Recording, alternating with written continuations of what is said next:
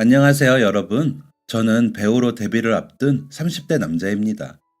앙상한 가지에 새싹이 돋아나고 시린 겨울바람이 따뜻한 꽃잎을 실어 나를 때쯤 저의 데뷔작이 세상 밖으로 나옵니다. 누군가를 향한 뜨거운 사랑의 편지이기도 한 저의 첫 영화 촬영을 마치고 잠이 오지 않아 긴 글을 작성해 보아요. 나는 밤에 꿈을 꾸지 않고 하루 종일 꿈을 꾼다. 라는 말을 들어본 적 있으신가요?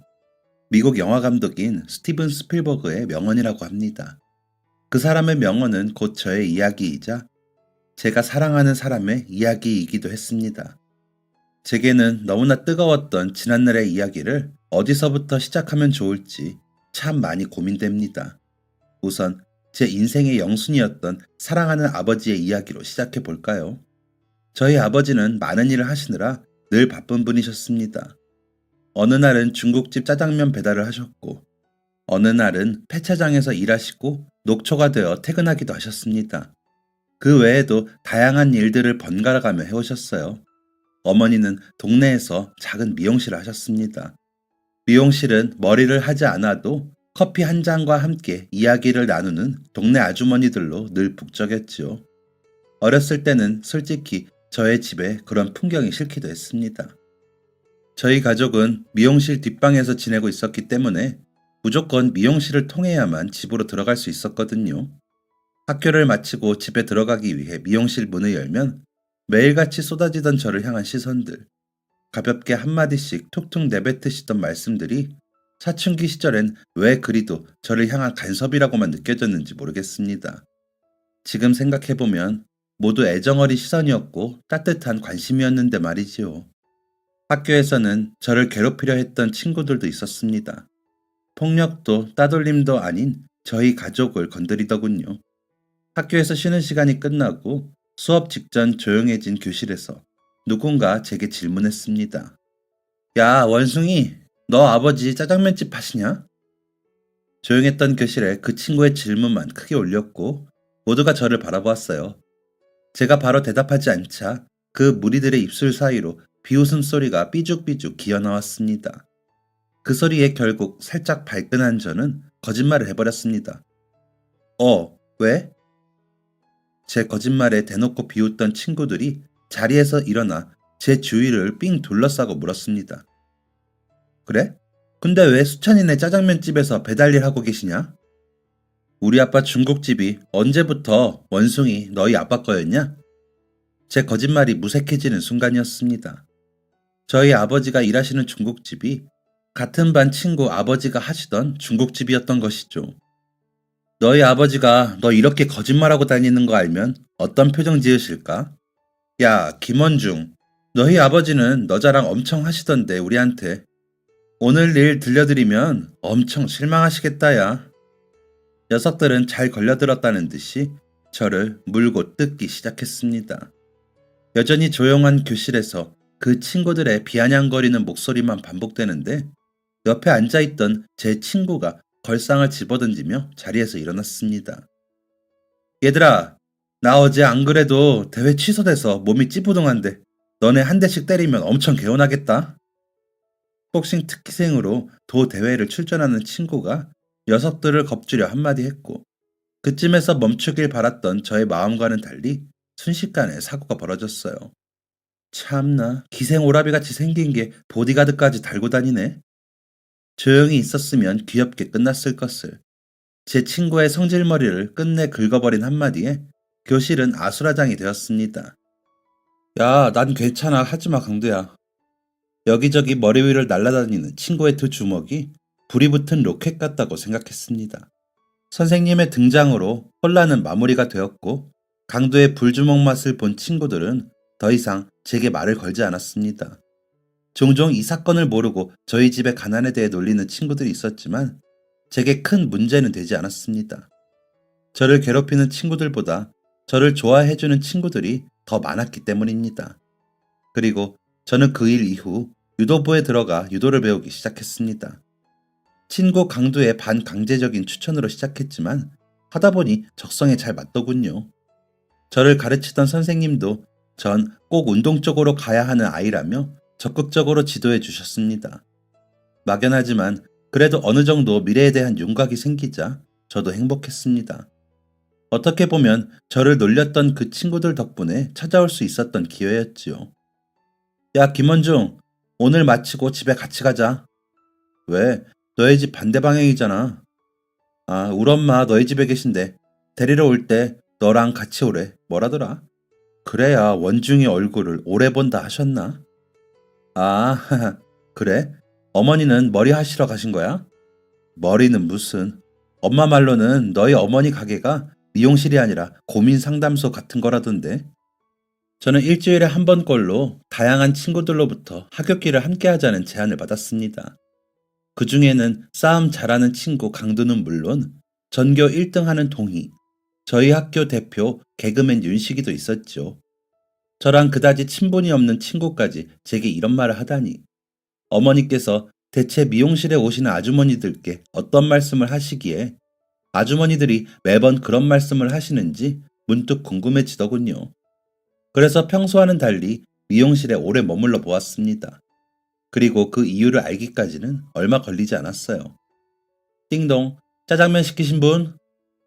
어머니네 미용실로 느닷없이 아버지가 짜장면 배달을 오셨고 묵묵히 할 일을 한 아버지께서 문을 열고 나가자 아주머니들이 일제히 탄성을 뱉으셨습니다. 아휴, 심장 떨려서 숨 쉬는 법을 까먹을 뻔했네. 자기는 좋겠어. 원중 아빠 얼굴만 봐도 힘이 나겠어. 엄마 아빠가 둘 다 일이 곱고 훤칠하니 아들내미 얼굴도 이렇게 훌륭하지. 우리 명호는 어떡하니? 아들아, 엄마가 미안하다. 그렇게 한참 시끌벅적하던 미용실이 모두가 떠나가고 조용해지자 그제야 어머니께서 허리를 펴고 제게 말씀하셨어요. 아들, 넌 오늘따라 왜 안 들어가고 거기 계속 있어? 엄마, 우리 아빠 잘생긴 거야? 난 엄마 예쁜 건 알겠는데 아빠 잘생긴 건 모르겠는데 그냥 나랑 똑같이 생기지 않았어? 아이고, 얘가 큰일 날 소리를 하네. 요즘 애들은 잘난 체를 그렇게 하니? 여기 오는 사람들 하나같이 다 뭐라 그러는 줄 알아? 엄마가 아빠 얼굴 뜯어먹고 산댄다. 온갖 사는 얘기, 걱정거리 얘기하다가도 마무리는 꼭 너희 아빠 얼굴 얘기야. 어떻게 만났냐는 둥, 아들은 또 어떻게 하면 저렇게 낳았냐는 둥. 임자, 저 왔어요. 어머니의 열띤 설명이 끝나기도 전에 문을 열고 아버지께서 들어오셨어요. 각자의 일터에서 오늘 하루도 고생 많았다는 듯 서로의 얼굴을 쓰다듬어주는 부모님을 보고 있으니 왜 그렇게 다들 부모님의 외모 칭찬을 하시는지 이해가 가기도 했습니다. 자, 제가 너무 부모님 자랑을 하고 있는 것 같은가요? 네, 사실 무지하게 자랑하고 싶었습니다. 그때 당시에는 창피하고 부끄러운 것들만 눈에 보였는데 많이 후회가 돼요. 잘생기고 어여쁜 저희 부모님이 왜 배달부터 막노동을 하시고 조그만 월세 가게 쪽방에서 지내고 계시는지 궁금하신가요? 궁금했지만 왜 우리 집은 가난하냐고 물을 수 없고 혼자서 이유를 찾아볼 수도 없었던 이야기를 듣게 된 것은 지금 이맘때처럼 여름에서 막 가을로 접어드는 10월의 어느 날이었습니다. 쌀쌀한 가을비가 하굣길 운동장을 가득 적시고 있었어요.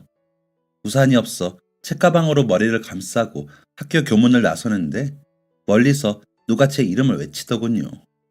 원중아, 아들! 큰 소리로 제 이름을 부른 사람은 다름 아닌 저희 아버지였습니다. 아버지께서는 중국집 오토바이가 아닌 트럭 운전석에 앉아 계셨어요. 저는 달려가 조수석으로 올라탔습니다. 아들, 공부 잘했어? 아빠 나 데리러 여기까지 온 거야?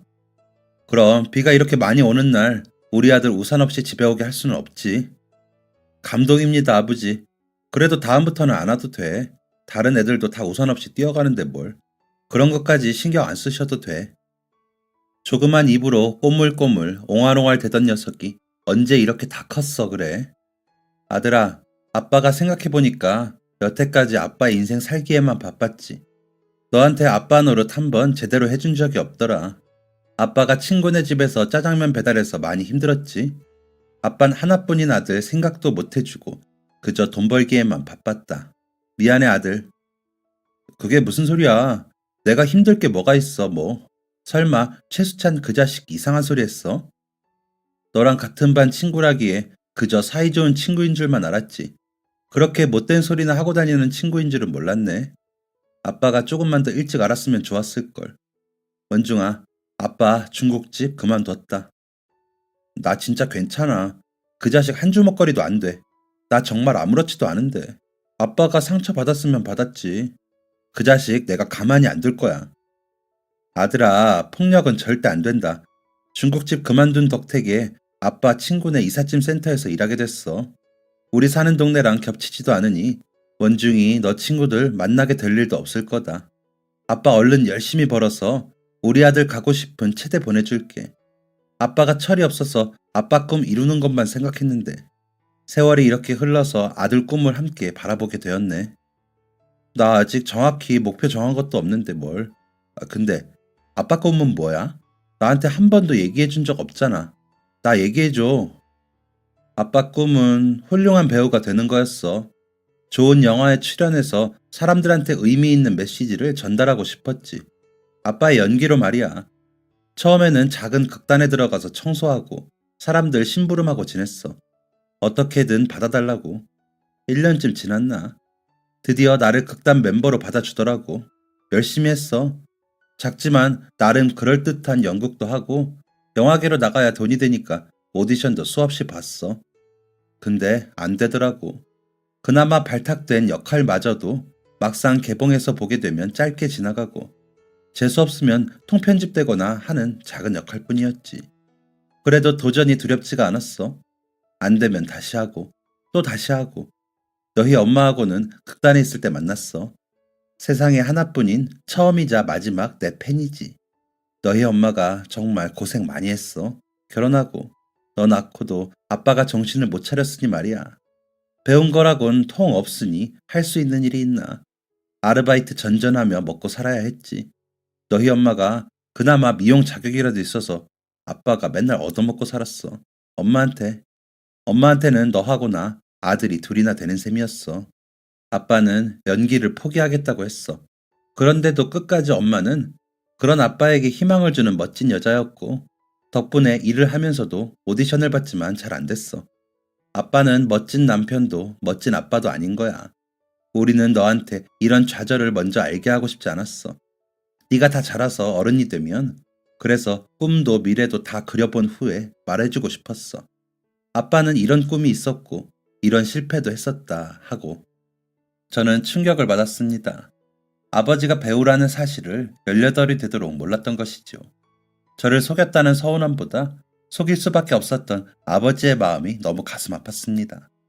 아버지는 덤덤한 목소리로 이야기를 들려주셨지만 그 표정에는 슬픔이 가득했어요. 그런 표정을 처음 보았기에 제 속은 까맣게 타들어가는 것 같았습니다. 난 태어나서 아빠만큼 멋진 아빠는 본 적이 없어. 아빠는 나한테 슈퍼맨이야. 오늘도 비 맞으면서 교문 나서는데 아빠가 슈퍼맨처럼 와 있는 거 보고 얼마나 행복했는지 알아? 그리고 이제 아빠 팬 엄마 한 명 아니야. 엄마 나한테 자리 빼앗겼어. 첫 번째 팬은 엄마인지 몰라도 그 다음은 나야. 우리 엄마 아빠 이렇게 멋진 사람이면서 그동안 나한테 꽁꽁 숨기다니. 나 아빠가 그 꿈 포기하지 말았으면 좋겠어. 아빠를 보면서 나도 다시 한번 다짐했거든. 꼭 꿈을 이루기로. 그러니까 아빠도 포기하지 마. 꼭 이뤄낼 거야. 아빠의 팬들이 있잖아. 학교 앞에 생뚱맞게 세워진 이삿짐 트럭 안에서 저희 부자는 서로를 끌어안으며 뜨거운 눈물을 흘렸습니다. 그날 저희 가족은 아버지의 지난 출연작들을 함께 돌려보며 시간을 보냈습니다. 아버지가 나오시는 장면을 수없이 되감아보며 제 옆에 앉아있는 두 사람이 그동안 알던 사람들과 다른 사람 같다는 생각을 떨칠 수가 없었어요. 끝없이 자신의 꿈을 향해 달려가는 한 사람과 그 사람을 위해 기꺼이 함께 꿈꾸어주는 또 한 사람. 그리고 아버지께서 이 이야기를 들려주신 것이 마치 저의 꿈을 인정받는 느낌이라 기분이 좋았습니다.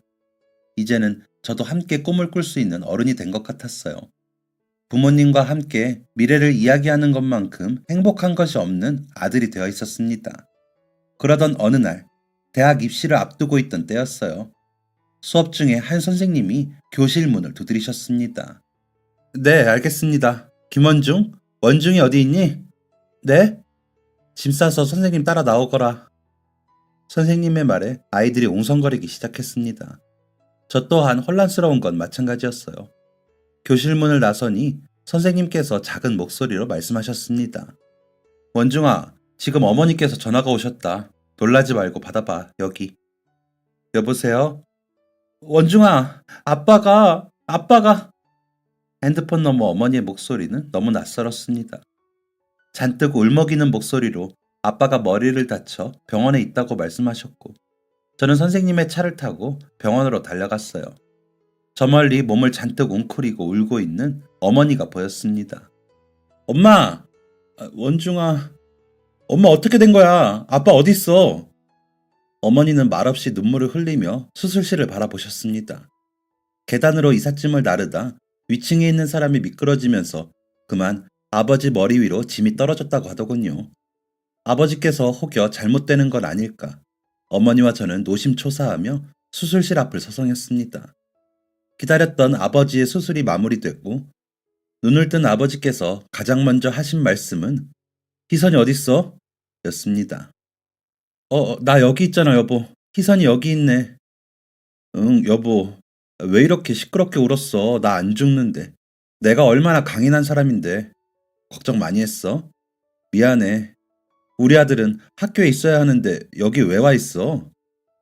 아빠. 어머니와 저의 간절한 기도가 전해진 건지 아버지께서는 별다른 점 없이 빠른 회복을 하실 수 있었습니다. 아버지께서는 엉엉 우는 어머니와 저를 보고 크게 다친 것도 아닌데 왜 호들갑이냐고 나무라셨지만 이 이야기를 듣고 계신 여러분들께서도 모두 공감해 주실 거라 믿습니다. 가족이 아픈 건 정말 하늘이 무너지는 기분이라는 걸요. 그렇게 거짓말 같던 순간도 세월과 함께 빠르게 지나가고 저희 가족은 평범한 일상을 보내고 있었습니다. 저는 체대에 입학해 학교를 졸업하고 유도 사범이 되었습니다. 어머니와 아버지께서도 같은 일을 계속 하시고 계셨어요. 10년 남짓한 시간 속에 저는 살도 많이 쪘습니다. 먹고 운동하고 반복했더니 더 그런 것 같았어요. 여전히 잘생긴 아버지와는 달리 거울 속 제 모습에서 이제 더는 아버지의 모습을 찾을 수 없었습니다. 근무하던 도장에서 휴가를 받아 저희 가족은 함께 여름 휴가로 여행을 떠나게 되었습니다. 여행이라고 해봤자 1박 2일 짧은 여행이었지만 너무 들뜨고 신이 났습니다. 각자 옷장에서 가장 아끼는 옷을 꺼내 입고 어머니께서 아버지와 저의 머리 손질도 멋있게 해주셨지요. 아이고, 우리 집 남자들 너무 멋있어서 큰일이네. 좀 못생기게 손질하는 건 없나? 에휴, 우린 당신 걱정뿐이야. 여보, 당신은 차에서 내리지 마. 너무 예뻐서 누가 훔쳐갈라. 하하, 그만들 좀 하세요. 함께 떠난 여행은 정말 행복했습니다.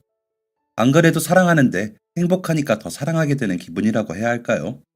굶주린 배를 안고 밥집이 맛이 없어도 기대하고 찾아간 관광지가 문을 열지 않아도 마냥 즐거웠습니다. 바쁜 우리 가족에게 이런 시간들이 얼마나 귀중한 것인지 알기에 행복한 여행을 마무리하고 돌아오는 차 안은 아쉬움과 여행에 대한 여운으로 가득했습니다. 여보, 휴게소 가서 통감자 하나 먹을까? 좋지. 원중이 너 통감자 무지하게 좋아하잖아. 내가 뭘 좋아해. 엄마가 좋아하겠지. 아빤 세상에 온통 엄마뿐이라서 엄마 거만 기억하나 봐. 어머, 얘가 참. 그렇게 휴게소에 들러 부모님께서는 화장실에 가시고 제가 먼저 통감자를 사서 기다리고 있었습니다. 손에는 통감자 한 컵을 들고 멍하니 화장실 쪽을 바라보고 서 있는 제게 갑자기 어떤 남자가 말을 걸어왔어요. 안녕하세요. 저는 기쁨 에이전시의 캐스팅 매니저 장현덕 팀장이라고 합니다. 네? 불쑥 인사 건네 죄송합니다. 꼭 전하고 싶은 말이 있어서. 우선 이건 제 명함입니다. 무슨 일이신가요? 저 다름이 아니라 방금 함께 차에서 내린 남성분이 혹시 아버님 되실까요? 네. 쉽게 말씀드리자면 제가 패션 모델 회사에서 일하고 있는데요. 이번에 시니어 모델이라고 중년의 남성 모델분들을 구하고 있습니다. 저는 그 회사의 캐스팅 매니저고요. 아버님께서 너무 저희가 찾던 이미지에 부합하셔서 신뢰를 무릅쓰고 이렇게 제안드리게 되었습니다. 흔한 일이 아니다 보니 많이 당황스럽고 낯설게 느껴지실 거예요. 저한테 충분히 설명할 기회를 주신다면 최선을 다해 설명드리도록 하겠습니다. 꼭 연락 부탁드리겠습니다. 제게 말을 걸어온 사람은 패션 모델 회사의 팀장이라고 했습니다. 저는 부모님께 말씀드리기 전 기본적인 정보가 필요할 것 같아 며칠 동안 시니어 모델에 대해 공부하기 시작했어요. 여기저기 찾아보니 그 남자가 주고 간 명함 속 회사는 꽤나 유명한 회사이더라고요. 어쩌면 아버지의 이루지 못한 지난 꿈이 다시 심폐소생할 수 있는 기회가 아닐까 욕심이 났습니다. 제가 마침 그 캐스팅 매니저라도 된 것 마냥 떨리는 마음으로 부모님께 이야기를 들려드렸습니다. 그러니까 무슨 모델이라고? 시니어 모델, 젊은 사람만 모델이 된다는 편견을 없앤 것 같아. 찾아보니 이 회사도 꽤 유명한 곳이고 울 아빠 옷발이 좋으셔서 내 생각엔 멋지게 해낼 것 같은데 아빤 무대 경력도 있고 어때? 난 이제 이런 거 무서워. 안 할래. 지금도 행복해. 그냥 재미로 하는 거야. 부담 갖지 말고 한번 해보자, 아빠. 응? 그래요, 여보. 해봅시다. 당신 너무 멋있을 것 같은데. 나 벌써 반할 것 같아. 아유, 정말. 아버지께서는 저희의 예상보다 더 긴 시간을 고민하셨습니다. 재촉하게 되면 생각하시는 것에 누가 될까? 함부로 여쭙지도 못하고 근 한 달가량이 흘렀습니다. 평소와 같은 일상을 보내고 저녁 식사 자리에서 아버지께서 쑥스러운 듯 뒤통수를 긁으며 말씀하셨습니다. 오늘 오디션 보고 왔어. 네? 여보, 그게 정말이야? 너무 잘했어요. 아빠, 이렇게 몰래 다녀오기 있어? 하, 잘하셨어요. 어땠어? 나랑 비슷한 또래 아저씨들 많더만. 아이고, 근데 난 기대 안 해. 기대하지 마. 나보다 더 잘난 사람들도 많더라. 아버지께서는 빨갛게 물든 귀를 매만지며 기대하지 말라고 손사래를 치셨습니다. 아버지의 깜짝 고백에 한껏 더 훈훈해진 식사자리는 그렇게 무르익었고 어머니도 저도 아버지께서 가슴에 품은 두 번째 꿈이 꼭 이뤄지기를 간절히 기도했어요. 찬란한 무대 위에서 멋진 모습을 뽐낼 아버지를 저희 가족 모두가 꿈꾸었던 것 같습니다. 그 멋진 모습을 다 함께 그리는 동안 1차 오디션 합격 안내를 받았고 저희 가족은 아직 과정이 남았음에도 불구하고 최종 합격에 한 것처럼 눈물을 흘렸습니다. 짐짓 아무렇지 않은 척 하시던 아버지께서도 조금은 긴장이 풀리셨는지 눈물을 머금고 맥주 한잔 하고 싶다며 집을 나섰습니다. 같이 가자는 저의 말에 엄마랑 둘이서 눈물 닦고 있으면 금방 사서 오겠다고 집을 나섰던 저희 아버지. 아버지는 집 앞 10분 거리 슈퍼에 나가셨지만 2시간이 지나도록 돌아오지 않으셨습니다. 전화를 걸어보았지만 옷걸이에 걸어둔 아버지의 잠바에서 전화벨이 울렸고 핸드폰도 없이 떠난 아버지가 저희는 너무 걱정되었죠. 다른 곳에 가서 사오시나 보다. 기쁜 마음에 혼자 산책이라도 하셨다 오시나 보다. 그래도 핸드폰을 안 가져가서 연락이 안 되니 조금 불안하네 했던 마음이 1시간을 넘어서자 뚜렷한 불안함으로 변했고 어머니와 저는 더 이상 참지 못하고 집을 뛰어나가 온 동네를 뒤지기 시작했습니다. 어두운 동네 마을에서 큰 소리로 아빠를 부르며 찾고 있자 저희 가족을 아는 주민들이 하나 둘 거리로 나오기 시작했습니다. 예, 원중아, 무슨 일이야? 어르신, 저희 아버지가 안 보이세요. 그게 무슨 말이야? 동네 어르신께 상황을 설명해드리니 어르신이 다른 주민분들을 데리고 아버지를 함께 찾아주시기 시작했습니다. 그렇게 2명이 4명이 되고 4명이 10명이 되는 동안에도 아버지의 모습은 보이지가 않았어요. 그러다 또 다른 마을 주민을 만났을 때였습니다. 아니, 그 집 양반 나 방금 봤는데? 우리 남편을요? 어디서? 아까 저기 골목에서 혼자 웅크리고 앉아있는데 아무리 불러도 대답을 안 해. 뭔 생각에 잠겼는지. 난 애들 올 시간 돼서 먼저 왔지. 얼른 가봐. 있을 거야. 정여사, 울지 말어. 아버지를 보았다는 그 말에 한 걸음에 달려 그 골목으로 쫓아갔습니다. 어두운 골목, 반쯤 불이 꺼진 가로등 아래 계단에서 힘없이 구부러진 등을 하고 사람 한 명이 앉아 있었습니다. 멀리서 보아도 저희 아버지였습니다. 아빠! 골목을 뛰어오는 요란한 발소리에도 꼼짝없이 앉아있던 아버지께서 제 목소리에 그제야 저를 돌아보셨습니다. 어두운 골목에 희미한 가로등빛이었지만 저는 정확히 알 수 있었습니다. 아버지의 얼굴에 드리운 감정을요. 그것은 두려움이었습니다. 여보 어디 갔었어? 여기 왜 이러고 있는 거야? 응? 무슨 일 있었던 거야? 그리고 저는 그날 처음으로 아버지의 절규를 들었습니다. 걱정과 안도로 격양된 어머니를 품에 안고 골목이 떠나가라 울부짖던 아버지의 모습은 살면서 느껴본 적 없는 거대한 공포였습니다. 무언가 일어나서는 안 될 일이 아버지께 일어난 게 분명하다고 확신할 수밖에 없었으니까요. 저는 불안함과 걱정으로 숨이 멎을 것 같았습니다. 아무것도 없는 텅 빈 공간 속에 저희 세 사람만 갇힌 것 같은 기분이 들었습니다. 살면서 느껴본 모든 감정들을 다 펼쳐놓고 보아도 비교해서 설명할 수 있는 감정은 없었습니다. 며칠째 아무런 설명도 하지 않는 아버지를 기다리며 불안함과 걱정으로 지쳐갈 때쯤 아버지께서 또 빈손으로 집을 나가 돌아오지 않으셨고 저희는 그제야 알게 되었습니다. 한 번도 그럴 수 있다고 상상해 본 적 없어서 의심조차 해보지 않았던 바로 그것. 아버지께서는 알츠하이머병, 즉 치매에 걸린 것이었습니다. 사실을 알게 된 후 어머니와 저는 적극적으로 아버지 치료에 임했습니다. 수소문 끝에 가장 좋다는 병원을 오가며 고통을 함께 나누고자 했습니다. 그렇게 아버지께서는 끝내 두 번째 꿈마저 이루지 못한 채 남은 생을 기다리고 계셨습니다. 어머니도 저도 서로의 아픈 가슴을 위로할 수 없었습니다. 저희는 누구보다 아버지의 상처를 돌보기에만 급했으니까요. 저희 두 사람의 슬픔은 저기 저 한참 뒤로 미뤄야 했습니다. 그런 저희의 마음을 아는지 모르는지 아버지는 더 자주 증상을 보이기 시작하셨습니다. 하루는 가만히 누워있던 아버지께서 어머니께 저기 있는 거울 좀 가져와 보라 하셨어요. 저를 가리키면서요. 저는 아버지께서 저한테 심부름을 시키신 건 줄 알고 거울을 가져다 드렸습니다. 그런데 아버지께서 벼랑간 거울이 아닌 제 얼굴을 붙들고 말씀하시는 것 아니겠습니까? 여보, 나 왜 이렇게 늙었지? 이러다 데뷔할 수 있을지 모르겠어. 어머니께서는 그런 아버지를 보며 놀란 표정을 지으셨다가 이내 제 손을 꼭 붙들고 눈을 감으며 눈물을 흘리셨습니다. 이런 아버지를 이해한다는 듯, 너도 받아들이라는 듯 한 표정이었어요.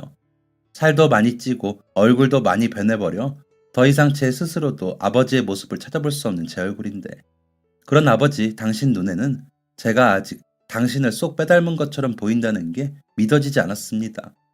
하루에도 수백 번 저려오는 가슴이었지만 그 순간은 정말 누군가 풍선을 불듯 제 속을 빵빵하게 채우는 것처럼 아파왔어요. 제 얼굴을 하염없이 쓰다듬으며 이야기를 늘어놓는 아버지와 모든 걸 이해한다는 듯 눈물을 흘리는 어머니를 곁에 두고 저는 다짐하게 되었습니다. 늦었지만 두 분이 함께 가꾸고 꾸려나갔던 오래된 아버지의 꿈을 이루어드리기로요. 저는 아버지의 간호와 도장일을 하면서 오디션을 보러 다녔습니다. 연기, 배운 적 없고 하는 법도 몰랐지만 무작정 부딪혔습니다. 그동안 아버지의 가슴에 맺혀있던 한이 제게 전달이라도 된 것처럼 한 맺힌 목소리로 수십 번 오디션을 봤습니다. 하지만 돌아오는 답변은 늘 같았습니다. 연기는 좋으신데 비주얼이 저희가 찾는 스타일이 아니라서요. 다음에 좋은 기회 있으면 뵙겠습니다. 마음이 조급해진 저는 급하게 밥을 굶으며 다이어트도 시도했습니다. 어머니께서는 저를 붙잡고 말리셨습니다.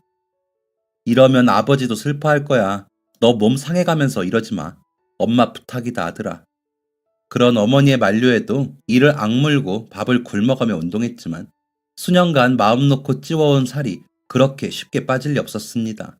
그런 과정 속에서도 오디션은 계속해야 했습니다. 이름만 들어도 알 수 있는 유명한 감독의 영화부터 처음 들어보는 신인 감독의 습작까지 할 수 있는 거라면 닥치는 대로 다 했습니다.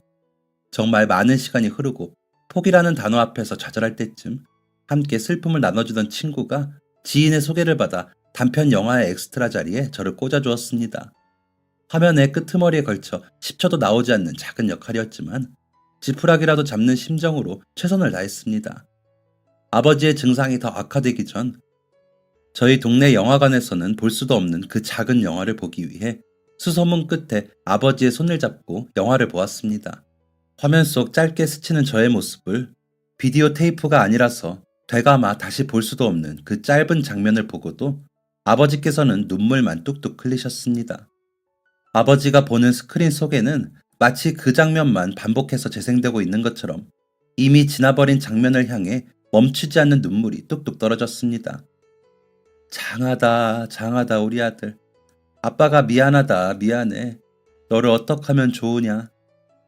그렇게 엑스트라로 출연한 단편 영화가 준 희망도 잠깐. 다시금 돌아온 오디션 현장에서 저는 몇 번이고 더 실패의 쓴맛을 봐야 했습니다. 육체적으로도 정신적으로도 점점 더 힘들어진 제 앞에는 포기라는 너무나 편안한 두 글자가 두 팔을 벌려 기다리고 있었지요. 그런 저의 마음까지 헤아려 보신 저의 어머니께서는 저를 볼 때마다 제 등을 쓰다듬으며 너무 애쓰지 마라 하셨습니다. 그 짧은 말이 얼마나 가슴에 사무치던지. 그 말은 모든 걸 포기하고 아이처럼 엄마의 품에 안기고 싶은 말임과도 동시에 세상 밖으로 나오기 위해 발돋움했던 태초의 그것처럼 꿈을 향해 더 달려가게 하는 말이기도 했습니다. 그리고 가장 결정적인 것은 아버지의 일기장이었습니다. 평소처럼 집 청소를 하다 그날따라 유난히 눈에 들어오는 공책이 있어 꺼내보게 되었어요. 그곳에는 아버지의 소소한 일상들이 기록되어 있었습니다. 어머니와 함께 갔던 꽃구경 이야기, 살면서 처음 먹어본 새로운 음식들에 대한 이야기, 제가 들려드렸던 저의 직장 이야기 등, 그리고 그런 것들 사이에 간결하게 쓰인 한 문장이 눈에 들어왔습니다. 사랑하는 내 아들, 아들아 꿈을 놓치지 마라. 꿈이 없는 새는 아무리 튼튼한 날개가 있어도 날지 못하지만 꿈이 있는 새는 깃털 하나만 갖고도 하늘을 날 수 있다. 우연히 책을 읽다가 발견, 가슴이 아릿해진다. 정말 마음에 드는 구절이다. 아들에게 꼭 해주고 싶은 말이다.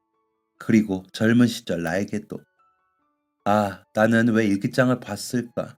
보지 말걸, 읽지 말걸. 슬픈 후회를 했습니다. 그 일기를 읽어보고 저는 더욱더 포기하지 말아야겠다는 다짐을 했거든요. 그리고 기계처럼 오디션을 보던 어느 날 여태와는 다른 한 감독님을 만나게 되었습니다. 오디션을 보고 나와 들렸던 화장실에서요. 김원중 씨 맞죠? 안녕하십니까 감독님. 제 이름을 기억해 주시다니 감사합니다. 저 이런 말씀 어떻게 들릴지 모르겠지만 원래 오디션이 공정해야 해서 아까 못 물어봤는데 이번 영화에 함께 할 일이 없기 때문에 지금이라도 질문할게요. 제가 아까 보니까 아버지 성함이 김현길 씨더라고요. 혹시 예전에 아버지께서 연기자 생활하시던 분인가요? 네, 맞습니다. 아, 사실 그분이 맞는지 아닌지 정확한 건 아니지만 제가 조감독 시절에 연기를 잘하셨는데도 불구하고 그게 흐름상 편집된 배우분이 계셨거든요. 솔직히 제가 여러 사람을 만나다 보니 정확히 맞는지는 모르겠어요. 꼭 다시 뵙고 싶었는데 그땐 저도 처지가 처지인지라. 저희 아버지께서 그렇게 많은 작품을 하지는 못하셔서 아마 다 기억하실 거예요. 한번 여쭈어 보고 안부 전해드리도록 하겠습니다. 그건 그렇고 내가 이 작품은 같이 못할 것 같긴 해요. 정말 미안하지만 혹시 다른 작품 같이 해볼 생각 있어요? 저 말씀이십니까? 네, 김원중 씨. 사실 이런 말하기 쑥스럽기도 하고 아직 작품 정해진 것도 없는데 괜히 기대만 심어드리는 걸 수도 있어서 조심스럽기도 한데요. 연기하시는 게 너무 마음에 들어서요. 어떻게 해서든 다음 작품엔 딱 어울리는 역할 만들어 둘게요. 감사합니다. 감사합니다. 정말 감사합니다. 감사합니다. 코가 땅에 닿을 정도로 고개를 숙여 인사드렸습니다. 눈물이 나오려는 것을 애써 꾹 참으며 몇 번이고 감사하다고요. 당황한 감독님은 제 연락처를 받아가셨고 그 후 저는 무한한 기다림 속에서도 희망을 잃지 않으려 노력했습니다. 언제가 될지 모르니 다른 오디션을 보며 지내는 동안 시간은 야속하게도 흘렀고 아버지께서는 더 이상 그 누구도 기억하실 수 없는 상태가 되고 마셨어요. 오지 않기를 바랐던 누구보다 소원했던 그 순간이 오고 만 것이었죠. 어머니께서는 슬픔에 잠겨 아무것도 드시지 못하셨고 그런 슬픔 중에서 감독님에게 전화가 걸려왔습니다. 김원중 씨? 네, 감독님, 안녕하십니까? 내가 약속한 말이 있어서 꼭 전화를 드려야겠더라고. 원중 씨, 주연은 아니고 그 주변 조연도 아니고 작은 역할이긴 한데 원중 씨한테 딱 어울려. 캐릭터 잘 살릴 수 있을 것 같아요. 내일 잠깐 볼 수 있을까요? 그토록 기다렸던 감독님의 연락인데도 핸드폰 너머로 보이는 어머니의 모습에 도저히 자리를 비울 용기가 나지 않았습니다. 감독님, 우선 연락 주셔서 너무 감사합니다. 그런데 제가 사정이 좀 있어서요. 아, 불쑥 연락드리게 되어 죄송합니다. 내일 나오기 힘들겠어요? 지난번 기억해 주셨던 저희 아버지께서 지금 치매를 앓고 계십니다. 얼마 전까지만 해도 가족들 얼굴은 알아보셨는데 이제 아무도 못 알아보세요. 어머니께서 너무 힘들어하셔서 당분간은 가족들 곁을 지켜야 할 것 같습니다. 어떻게 주신 기회인데 정말 죄송합니다, 감독님. 아닙니다, 원중 씨. 내가 미안합니다. 우선 가족들 곁 잘 지켜드리고 제가 다시 연락드릴게요. 많이 힘들겠지만 무너지지 말아요. 감독님과의 전화통화를 마치자 어머니께서 반쯤 누워 계셨던 몸을 일으켜 제게 다가오셨습니다. 아들, 힘들지? 아빠도 엄마도 너한테 아무 힘이 되어주지 못하는 것 같아서 미안하다. 무슨 소리 하는 거야, 엄마? 엄마 신경 쓰지 마. 내일이면 다시 괜찮아질 거야. 엄마도 아빠도. 그리고 우리 아들 원중이도. 알았지? 우리 다 함께 준비해왔잖아. 다 같이 여기서 손잡고 아빠랑 했던 약속 기억하지? 응, 많이 울되 너무 오래 울지 않기로. 그래, 아직 끝난 거 아무것도 없어. 오래 울지 말자, 아들. 아버지와의 작별을 연습해야만 했던 지난 날들이 스쳐 지나갔습니다. 아버지의 병세 이후 급격히 야위어진 어머니의 작은 어깨가 가슴 아팠습니다. 이제 우리 가족은 웃을 일이 없겠다. 문득 그런 생각이 들더군요. 다시 행복할 수 있을까? 남은 것은 슬픔뿐이지 않을까? 아무것도 드시지 못하는 어머니를 위해 죽을 사서 돌아오는 길. 인연이 끝난 줄 알았던 감독님에게서 다시 전화가 걸려왔습니다. 원중씨, 다 울었으면 이제 주연합시다. 머릿속에 맴돌던 비관적인 질문들의 대답이라도 한 듯 전화를 받자마자 감독님이 건넨 첫 마디였습니다. 저는 아무 대답도 하지 못했습니다. 전화를 잘못 건 게 아닐까. 그러기엔 제 이름을 불러주셨고 주연이라는 게 주인공 말고 다른 뜻이 있었나? 혹시 내가 길을 걷다 잠들었나? 꿈을 꾸고 있는 게 아닐까? 내가 너무 갑자기 파격적인 제안을 했구만. 근데 그거 알아요? 그렇게 놀랄 필요가 없다는 거. 난 이제 막 데뷔한 신인 감독이고 원중 씨 연기는 모두가 인정할 만큼 훌륭하다는 거. 원중 씨, 지금 많이 힘들죠? 나 꼭 힘이 되어주고 싶은데. 그리고 원중 씨 오디션 지원서 다시 읽어보니까 이런 말이 있더라고요. 아버지가 못다 이룬 꿈을 이뤄드리고 싶다. 나도 같은 생각이에요. 우리 같이 합시다, 원중 씨. 지금 이건 아무것도 아니에요. 나중에 원중 씨 유명해지면 나랑 작품하기 싫을지도 몰라요. 그러니까 우리 가벼운 마음으로 합시다. 아버지 꿈 이뤄드리고 웃을 일 만들어 봅시다. 그렇게 저는 꿈 같은 기회를 얻어 꿈을 이루게 되었습니다. 아무것도 기억하지 못하시는 아버지께 달려가 가장 먼저 이 소식을 전해드렸습니다. 아빠, 나 영화 나오면 꼭 같이 보러 가자. 꼭. 아무 말도 돌아오지 않았지만 기뻤습니다. 어머니께서도 정말 행복해 하셨습니다. 앞으로 웃을 일이 있을까? 행복할 수 있을까? 아주 작은 확률이지만 그럴 수 있다는 희망을 품었습니다. 아버지께서 다시 건강해지셨으면 좋겠다. 건강하셨으면 좋겠다. 기뻐하는 도중에도 속으로 몇 번을 되뇌었습니다. 그리고 정말 야속한 하늘은 끝내 아버지에게 영화를 보여드릴 기회를 주지 않았습니다.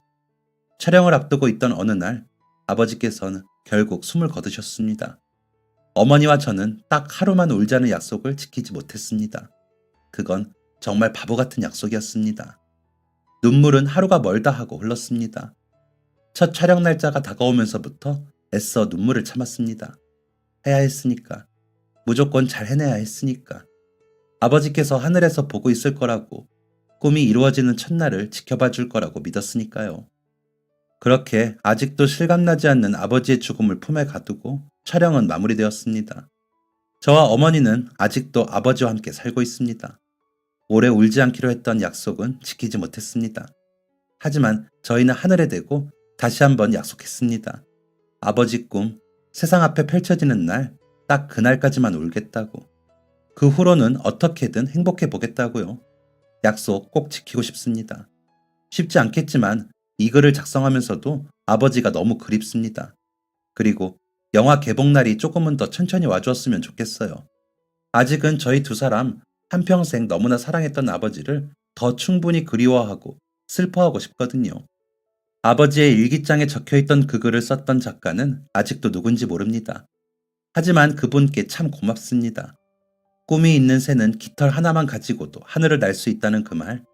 그 말 한마디에 저희 아버지는 꿈을 이룰 수 있었습니다. 여러분, 슬픔투성이인 이야기를 끝까지 들어주셔서 고맙습니다. 혹시 아직 이루지 못한 꿈이 있다면, 마음속에 뜨거운 꿈이 있다면 너무 일찍 포기하지 마세요. 지금은 너무 이릅니다. 더 뜨겁게, 더 활짝 펼쳐보세요. 사랑하는 사람이 곁에 있을 때 더 많이 웃으세요. 더 많은 걸 함께 하세요. 저는 남은 인생 어머니를 더 많이 사랑하게 될 것 같습니다. 그리고 어머니가 마음속에 가두어 두셨을지 모를 어머니의 꿈도 찾아드리려고 합니다. 꼭 감사합니다. 지금까지 사연 들어주셔서 감사합니다. 사연이 재밌으셨다면 구독과 좋아요를 눌러주세요. 감사합니다. 안녕히 계세요.